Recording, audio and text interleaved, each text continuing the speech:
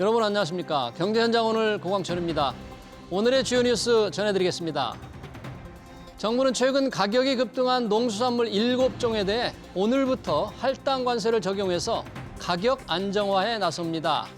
대상 품목은 배추, 포도, 코코아두, 양배추, 당근, 마른 김, 조미김입니다. 할당 관세는 일정 물량을 정해서 관세를 낮추는 제도입니다. 부동산 PF 부실을 구조조정하기 위한 금융당국의 정상화 방안 발표가 초읽기에 들어갔습니다. 국내 부동산 PF 대출 잔액은 130조 원을 넘는데요. 사업성이 낮은 PF를 어떻게 처리할지가 최대 관심입니다. 미국의 5월 첫째 주 신규 실업급여 신청 건수가 23만 1000건으로 8개월 만에 최고치를 기록했습니다. 노동시장이 식어가고 있다는 신호로 해석되는데요. 시장에선 향후 임금 상승 둔화가 본격화하면 연내 금리 인하가 시작될 수 있다는 기대감이 높아졌습니다. 네, 윤석열 대통령이 저출생 대책을 마련하기 위해서 부총리급 저출생 대응 기획부를 신설키로 했죠.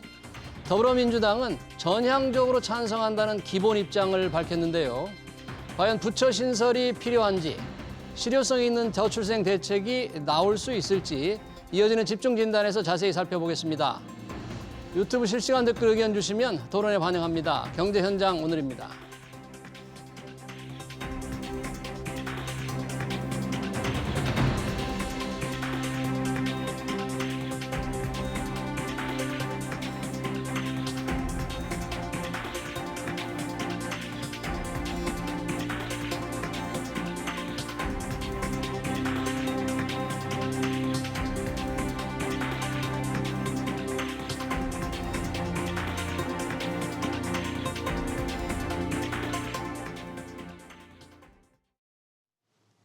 네, 똑똑한 재테크 라이프 먼저 시작합니다. 손희의 금융 크리에이터 나오셨습니다. 손희의 대표 어서 오세요. 네, 안녕하세요. 반갑습니다. 매주 금요일 알뜰한 재테크 정보 전해주시는데 오늘 또 세 가지 준비하셨어요. 네. 첫 번째 주제는 뭡니까? 네, 오늘의 첫 번째 주제는 신생아 특례의 힘 30대가 40대 제쳤다입니다. 보통 이 대출은 40대가 많이 됐는데 30대가 40대를 제쳤다? 더 많아졌다는 거예요? 네, 맞습니다. 아마 기억하실 텐데요. 이 작년에 정부가 특례 보금자리로는 우리가 공급을 하는 등 저리의 정책 대출을 많이 내놓으면서 작년 1분기에서 3분기 30대 매입 비중이 40대를 추월한 적이 있었습니다. 작년에 그랬었죠. 네. 그런데 다시 역전이 돼서 40대가 더 늘었다는 소식이 있었는데. 네, 맞습니다. 작년 9월 말에 특례 보금자리론 일반형의 대출 중단과 집값 하락 등의 영향으로 30대의 매입이 감소를 한 건데요. 그런데 올 1분기에는 30대의 매입 비중 다시 높아졌습니다. 신생아 특례 대출의 지원이 영향을 미친 것으로 보여집니다. 그러네요. 신생아 특례 대출 조건이 꽤 좋죠. 어떻습니까? 네, 굉장히 좋습니다. 네. 신생아 특례 대출은 출산 2년 내에 신생아 자녀를 둔 가정에 이 특례 보금자리론 4%보다 훨씬 낮은 1%에서 3%대의 금리로 9억 원 이하 그리고 전용 면적은 85제곱미터 이하의 주택에 최대 5억 원까지 지원을 하는 상품입니다. 올해는 2023년 1월 1일 이후로 출생아를 둔 출산 가구가 대상이고요. 정부는 올해 신생아 특례 대출이 32조 원가량 나갈 것으로 추계를 했는데요. 현재는 16%가량 소진됐고 공급 약 3개월 만에 신청 규모 5조 원을 돌파를 했습니다. 네, 신생아 특례 대출 금리 조건이 굉장히 좋은데 다 받을 수 있는 건 아니고 부부 합산 소득 기준이 있잖아요. 그 기준이 지금 1억 3천만 원인데 이게 좀 올라간다면서요. 네, 맞습니다. 이제 올 3분기 중에서 이제 신생아 특례 대출의 재원이라고 볼 수 있는 주택 도시기금의 기금 운용 계획을 변경을 한다라는 건데요. 그래서 특례 대출을 받을 수 있는 부부 합산의 소득 기준 2억 원으로 높인다고 합니다. 다만 자산 기준의 요건은 4억 6,900만 원 이하로 그대로 유지될 계획입니다. 아, 그래요? 저렇게 기준이 완화돼서 더 많은 사람이 받을 수 있다. 지난해 특례 보금자리론도 그 당시에 공급이 많이 늘어나면서 가계대출이 늘고 부동산 시장도 들썩였는데 이번에 신생아 특례 대출 기준 올라가서 완화되면 혹시 부동산 시장, 금융시장에 좀 뭔가 영향이 있지 않을까요? 네, 있을 것 같습니다. 아무래도 이 신생아 특례 대출의 문턱 자체가 낮아진 거잖아요. 공급 대상이 늘어난 만큼 시장에 미치는 영향은 이전보다 커질 수밖에 없을 것 같고요.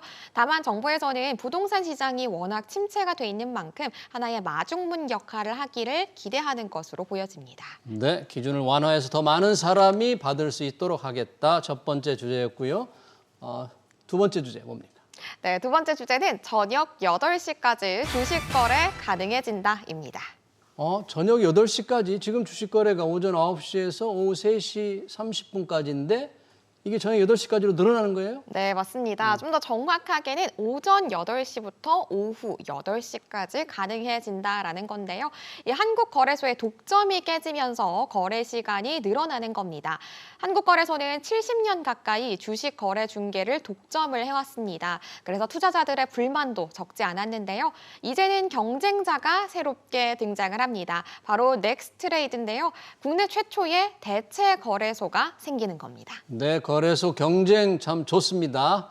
새로 운영하는 넥스트레이드, 정확하게 어떻게 운영이 되는 건가요? 네, 한국거래소와 공동으로 운영하는 시간은 오전 9시부터 오후 3시 30분이고요. 그리고 앞뒤로 프리마켓 오전 8시부터 8시 50분까지와 애프터마켓 오후 3시 30분부터 8시까지를 추가 운영하는 겁니다. 총 12시간간 거래가 가능해지는 거죠. 그러네, 우선 오전 8시부터 거래가 시작돼서 오후 8시까지 12시간 주식 거래를 하게 된다.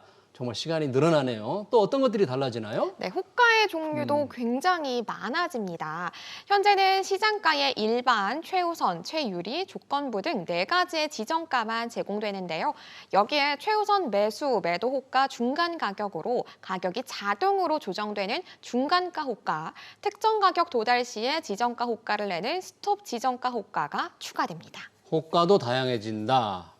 체결 수수료도 낮아진다는데요. 어떻게 낮아지나요? 네, 맞습니다. 이 넥스트레이드는 매매 체결의 수수료를 한국 거래소 대비 20%에서 40% 정도 인하를 한다고 합니다. 현재 증권사는 이 한국 거래소의 거래 수수료로 거래 대금의 0.0023%를 지급을 하고 있는데요. 이 비율을 낮추겠다는 겁니다. 두 거래소의 경쟁으로 거래 비용의 절감이 이제 기대가 되는 부분인데요. 다만 투자자들도 이 비용 절감을 느낄 수 있을지는 미지수입니다. 그러네요. 증권사들의 이제 거래 비용이 좀 줄어드니까 경쟁이 역시 경비 절감으로 이어진다. 좋은 소식인데 투자자들에까지 영향을 미칠지 좀 미지수다. 그렇게 좀 지켜봐야 되겠습니다. 네.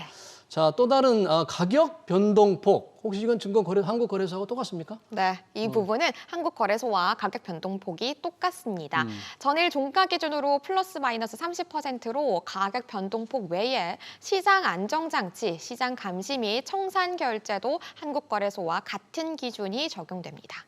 그러면 넥스트레이드 오전 8시부터 오후 8시까지 거래가 늘어나는데 언제 출범하는 거예요? 일단 필요한 규정들이 상당히 있기 때문에 필요한 규정들은 하반기 중으로 마무리가 될 예정이라고 하고요. 넥스트레이드는 연말 중으로 이 본인가를 신청 계획하고 있습니다. 이르면 내년 3월쯤 출범을 할 것으로 예상이 되는데요. 다만 거래 시간이 늘어나면 주식 투자가 확대된다라는 부분에서는 긍정적인 면모다라고 할 수 있겠지만 손실을 보는 사람도 있을 거다라는 우려도 존재합니다. 그러네요. 12시간 이제 모니터 앞에 앉아 계실 분도 생기겠습니다. 네, 두 번째 주제 잘 들었고요. 마지막 주제 준비하신 게 뭔가요? 네, 마지막 주제는 OTT 같이 보실 분입니다. 네. 네, 혹시 OTT 좀 자주 이용을 하시나요? 네, 넷플릭스 자주 봅니다. 오, 자주 보시는군요. 네, 요즘에 스트림플레이션이라는 신조어도 생겼는데요. 스트리밍과 인플레이션이 합쳐진 단어죠. 이 OTT 등 이 구독 서비스의 가격이 상당히 많으면서 우리가 인플레이션을 확실히 체감할 수 있는 겁니다. 그런 얘기 많이 들었어요. 정말 스트림플레이션 얘기도 들었고요. OTT 구독료 얼마나 올랐길래 그런 건가요? 네, 모두가 올렸다라고 볼 수 있을 것 같은데요. 티빙이 이번 달부터 새로운 요금제 정책으로 연간 구독권 가격을 기존 대비 약 20% 올렸습니다. 베이직 구독권은 94,800원에서 114,000원으로, 프리미엄은 166,800원에서 204,000원으로 인상했습니다. 앞서서 쿠팡도 와우 멤버십을 원 4,990원에서 7,890원으로 58% 올리겠다고 발표했고요. 지난해 말 구글은 유튜브 프리미엄 가격을 월 월 1,450원에서 14,900원으로 43% 인상했습니다. 디즈니 플러스도 월 9,900원짜리 요금제를 13,900원으로 40%나 올렸고요. 구독료 다 올렸는데 보통 한 사람이 하나만 보는 게 아니라 두세 개 구독을 하잖아요. 이 두세 개 구독하면 한 달에 4, 5만 원 구독료 훌쩍 올라가겠어요. 어떻게 이게 전략할 수 있을까요? 네, 같이 볼 사람들을 구하는 겁니다. 그래서 최근에는 커뮤니티에 이 OTT를 같이 볼 사람을 구하는 글들이 상당히 많이 올라오고 있는데요.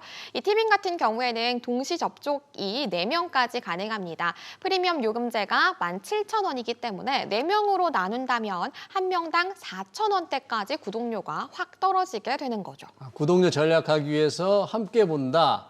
카풀 같은 개념이네요. 네, 맞습니다. 정확한데요. 이 중고거래 플랫폼을 이용해서 쿠팡의 로켓 거래를 우리가 우회 이용하는 사람들까지도 나타났습니다. 별도의 수수료 없이 쿠팡 와우 멤버십의 회원가로 대리 구매를 해주는 거죠. 쿠팡 유료 멤버십 회원인 판매자에게 필요한 물품과 이름, 휴대전화 번호를 전달을 하면 판매자가 로켓 배송 선물하기를 통해서 대리 구매를 해주는 방식을 이용하는 겁니다. 아, 그렇군요. 대리 구매 또 우회하는 건데 이렇게 우회하다 보면 막힐 수가 있어요. 사실 구독료 부담 너무 심각한데 이 정부도 뭔가 구독료 좀 인하를 위해서 노력하는 게 있습니까? 어떻습니까? 네, 일단 정부는 이 OTT의 가격 자체가 적절한지에 대해서 들여다보고 있는 상황입니다.